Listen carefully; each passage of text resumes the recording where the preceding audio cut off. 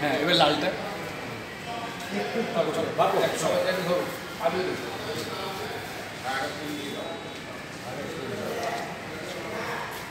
দিন আমি ঘোরা আছি সবাই দিন সবাই দিন আমি ঘোরা আছি নিন না বেশি করে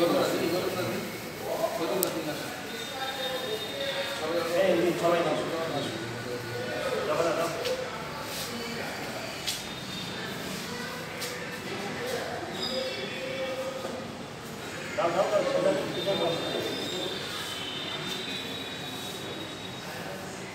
একজন একজন করে দাও, ভালো লাগবে।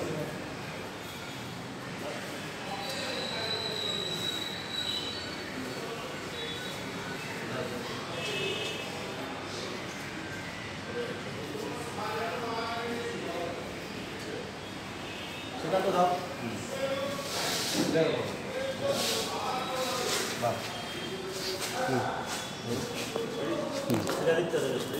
দিয়েছি।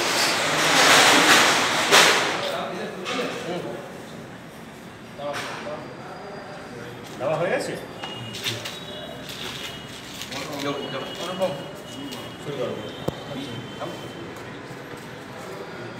এটা পশ্চিমবঙ্গ দিবস আজকে পালন করা এবং শ্যামাপ্রসাদ মুখার্জিকে শ্রদ্ধাঞ্জলি দেওয়া তার কারণই হচ্ছে যখন আমাদের দেশ ভাগ হয়েছিল তখন মোহাম্মদ আলী জিন্নার বক্তব্য ছিল যে আমরা দেশ পাচ্ছি ঠিক কিন্তু আমাদের কোনো ইন্ডাস্ট্রিয়াল কোনো একটা বড় শহর ছিল কলকাতাকে আমাদের মধ্যে পাকিস্তানের মধ্যে অন্তর্গত করি কলকাতা সহ পুরো বাংলাদেশ আজকে যেটা বাংলাদেশ সেটা প্রতিবাদ করেছিলেন আমাদের শ্যামাপ্রসাদ মুখার্জি পুরো জিনিসটাই প্রতিবাদ করছিলেন কিন্তু প্রতিবাদে তখন সায় দেয়নি আমাদের মহাত্মা গান্ধীজি এবং নেহরু জওয়াহরলাল নেহরু এরা কেউই সায় দেয় তারপর 1946 সালে আমরা জানি গ্রেট ক্যালকাটা কিলিংস হয় এবং এই একটা ভবিষ্যতে আমাদের একটা সিনেমাও বেরোচ্ছে তো যে গ্রেট ক্যালকাটা কিলিংসে আমাদের প্রচুর হিন্দু মারা হয়েছিল এই কারণেই যে যদি সায় না দেয় ইংরেজরা তাহলে আমরা জোরপূর্বক আমরা পশ্চিমবাংলাকে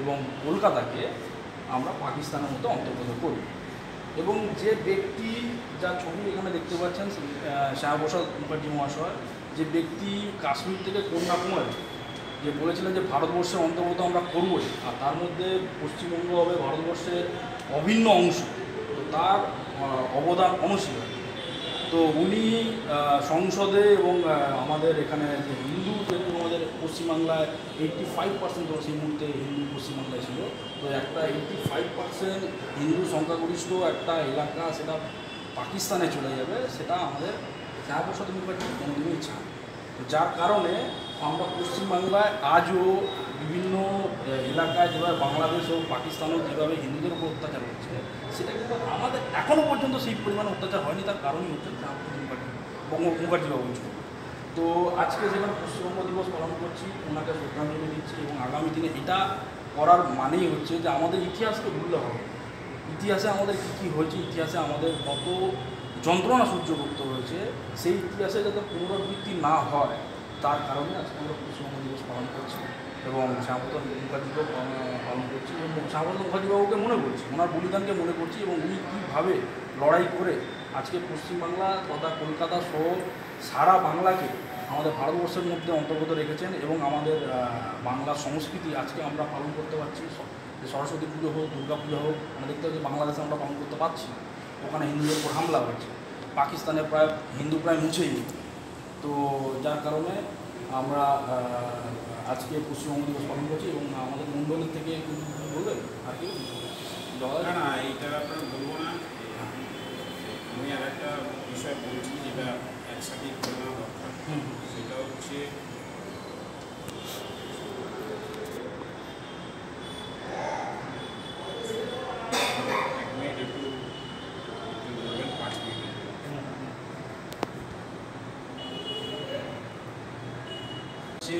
যে 11 বছরে মোদী সরকারের সাফল্য সেই সাফল্যকে আমাদের পার্টি ঐতিহাসিক সাফল্য মনে করে সারা দেশে সংকল্প যাত্রা তথা সংকল্প সিদ্ধি নামে একটা কর্মসূচি সারা দেশে প্রচার করা হচ্ছে এই প্রচারের মূল যে বিষয়গুলো রয়েছে সেটা হচ্ছে দরিদ্র দূরীকরণ জাতীয় নিরাপত্তা অর্থনৈতিক উন্নতি এবং কূটনৈতিক সম্পর্ক, বিদেশ নীতি এবং সাংস্কৃতিক উন্নয়ন, এইগুলোকে সামনে রেখে সারা দেশে হচ্ছে এই বিষয়টাকে প্রচার করা হচ্ছে।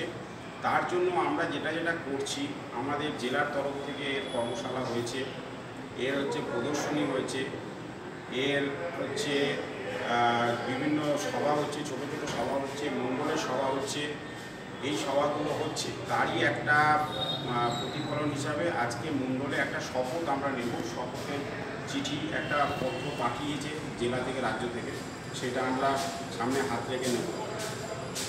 আসলে এই 11 বছরে মোদী সরকারের যে সাফল্য, সেই সাফল্যের মধ্যে আপনারা দেখবেন 4টে হচ্ছে সাধারণ নির্বাচন হয়েছে, 2টো মহামারী হয়েছে এবং সার্জিক্যাল স্ট্রাইক থেকে আরম্ভ করে চন্দ্রে পা রাখা এবং হচ্ছে রেল থেকে গ্যাস এবং গ্যাস থেকে মহাকাশ, এইটাই হচ্ছে মোদী যুগ।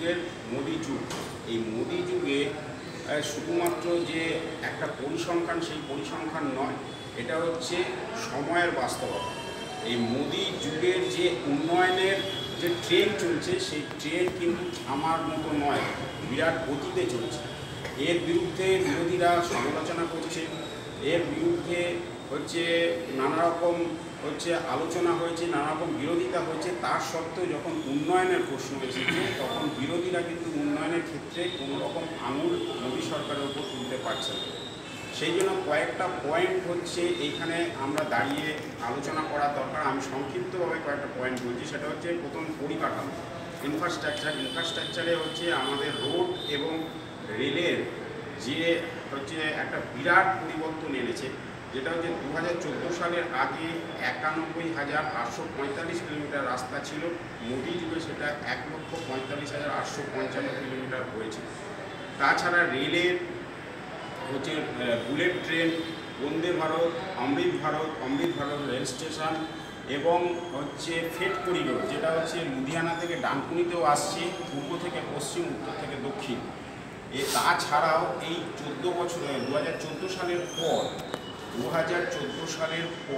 3,300 কিলোমিটার হচ্ছে শুধুমাত্র মালবাহী যান চলাচলের জন্য কাজ হয়েছে, 75,000 কিলোমিটার হচ্ছে ইলেকট্রিসাইড হয়েছে আমাদের রেলে এবং 1,000 নতুন আধুনিক রেল স্টেশন হয়েছে। 2014 সালের 26শে মে নরেন্দ্র মোদী যখন শপথ নিয়েছিলেন প্রধানমন্ত্রী হিসাবে, সেই সময় ভারতবর্ষের রাজনীতির ইতিহাসে একটা প্রেক্ষাপট পরিবর্তন হয়েছিল। গুজরাটের মুখ্যমন্ত্রী থেকে দেশের প্রধানমন্ত্রী হয়েছিলেন এবং সেই সঙ্গে সঙ্গে তিনি একটার পর একটা যে ধাপ নিয়েছিলেন, ধাপ গ্রহণ করে পদক্ষেপ রেখেছিলেন, সেটা হচ্ছে আমাদের দেশকে এত উন্নত জায়গায় নিয়ে চলে গেছে। আজকে এই পরিকাঠামোর বাদ দিলেও যদি দেখা যায়, সেটা হচ্ছে ডিজিটাল ইন্ডিয়া কথাটা 2015 সালে মোদীজি যখন মোদী গভর্নমেন্ট বলেছিল, তখন ভারতবর্ষের বিরোধীরা এটা নিয়ে ব্যঙ্গ করেছিল, হাসাহাসি করেছিল, বলেছে যে এখানে ভারতবর্ষের মানুষ 1, 2, 3, 4 জানে না, সেখানে ডিজিটাল ইন্ডিয়া করছে। সেই জায়গায় দাঁড়িয়ে আজকে 80 কোটি ভারতবাসী হচ্ছে ইন্টারনেট ব্যবহার করে। ইউপিআই পেমেন্ট হয় মাসে 15 লক্ষ কোটি টাকার ওপর। শুধু ইউপিআই ইউজ আমাদের ভারতবর্ষে না, আরও অনেক দেশে হচ্ছে ইউপিআই ইউজ করা হচ্ছে। আজকে ইউপিআই ইউজে মানে শহর থেকে গ্রামে হচ্ছে আমরা আধার কার্ডের ইন্টিগ্রেশন থেকে আরম্ভ করে আয়ুষ্মান ভারত থেকে ইউপিআই পেমেন্ট থেকে সব ধরনের কাজ এত সহজভাবে হচ্ছে। সারা পৃথিবীর মধ্যে এই ডিজিটাল ইনফ্রাস্ট্রাকচারে ভারতবর্ষ এখন প্রথম হয়েছে। আমাদের যদি দেখি যে সাংস্কৃতিক এবং ভাবাবেগের কথা যদি বলি, তাহলে দেখবেন কাশ্মীর থেকে অযোধ্যা, কাশী থেকে কেদারনাথ, এইখানে হচ্ছে যে সাফল্যগুলো মোদী সরকারের সময় এসেছে। অযোধ্যা মামলা নিষ্পত্তি হয়েছে, রাম মন্দির তৈরি হয়েছে, 370 ধারা বিলোপ হয়েছে, 3 তালাক বিলোপ হয়েছে এবং সিএ নিয়ে কার্যকরী ভূমিকা আমাদের সরকার পালন করেছে। এরপরে যদি দেখা যায় পররাষ্ট্রনীতির ক্ষেত্রে মোদীজি হচ্ছে মানে প্রধানমন্ত্রী হয়ে যাওয়ার পর বিভিন্ন দেশে ঘুরেছেন এবং সেই সময়ও হচ্ছে বিরোধীরা ব্যঙ্গ করেছে যে মোদীজি ঘুরতে যাচ্ছে। অ্যাকচুয়ালি হচ্ছে মোদীজি আমাদের দেশের স্বার্থে বিশেষ উদ্দেশ্য নিয়ে দেশগুলোতে ঘুরেছেন। তারই প্রতিফলন হিসাবে চীন আমাদের সীমান্তে যে বরাবর ডিস্টার্ব তৈরি করে রেখেছিল কংগ্রেস পিরিয়ডে, এখন চীন কিন্তু আমাদের সীমান্তে ডিস্টার্ব করতে পারছে না। সার্জিক্যাল স্ট্রাইক থেকে শুরু করে আমেরিকার সাথে ব্যবসায়িক লেনদেন সব ক্ষেত্রে ভারতবর্ষ সামনের সারিতে চলে এসেছে। 2023 সালে G20 সম্মেলনে সভাপতিত্ব ভারত করেছে। তাছাড়া হচ্ছে এসসিও ব্রিক্সের মতো যে সংগঠন আছে তাতে প্রধান ভূমিকা গ্রহণ করছে ভারত নরেন্দ্র মোদীর নেতৃত্বে। এত বড় জায়গায় ভারতবর্ষকে ভূ রাজনীতির ক্ষেত্রে এত বড় জায়গা নরেন্দ্র মোদী নিয়ে চলে গেছে। প্রতিরক্ষা ক্ষেত্রে বলতে গেলে প্রতিরক্ষা ক্ষেত্রে আগে আমরা শুধুমাত্র আমদানি করতাম, এখন রপ্তানিও করছি। আমাদের দেশের হচ্ছে সেনাবাহিনীতে যে পোশাক, বুলেট প্রুফ জ্যাকেট, রাত্রিরে যে সানগ্লাস যেটা অন্ধকারে দেখা যায় সেই, তাছাড়া হচ্ছে আমাদের দেশীয় প্রযুক্তিতে হচ্ছে যে বানানো হচ্ছে বিক্রান্ত, যেটা হচ্ছে নৌবাহিনীর জন্য বানানো হচ্ছে বিক্রান্ত, তাছাড়া হচ্ছে রুস্তম ড্রোন, তাছাড়া রাফেলের মতো যে বিমান, তার অধিকাংশ সরঞ্জাম তৈরি হচ্ছে এখন হায়দ্রাবাদে। এর সাথে সাথে আমরা হচ্ছে 80টা দেশে হচ্ছে আমাদের এই পারমাণবিক সরঞ্জাম বিক্রি করছি, আগে শুধু আমদানি করতাম। আজকে ঔপনিবেশিক চিন্তাভাবনাগুলোকে দূর করার জন্য 2022 সালের 2রা সেপ্টেম্বর নরেন্দ্র মোদী আমাদের কোচিতে নৌবাহিনীর যে ফ্ল্যাগ ছিল সেই ফ্ল্যাগের পরিবর্তন করেছে। সেইখানে সেন্ট জর্জের যে ক্রস চিহ্ন ছিল সেটাকে পরিবর্তন করে শিবাজি মহারাজের শিলমোহর লাগানো হয়েছে, অষ্টভুজের একটা লোগো তৈরি করা হয়েছে। তিনি বললেন বঙ্গ বিভাগ ছাড়া অন্য কোনো পথ এই মুহূর্তে আমাদের সামনে খোলা নেই। আমরা বিভাজন চাই না, আমরা দেশভাগ চাই না।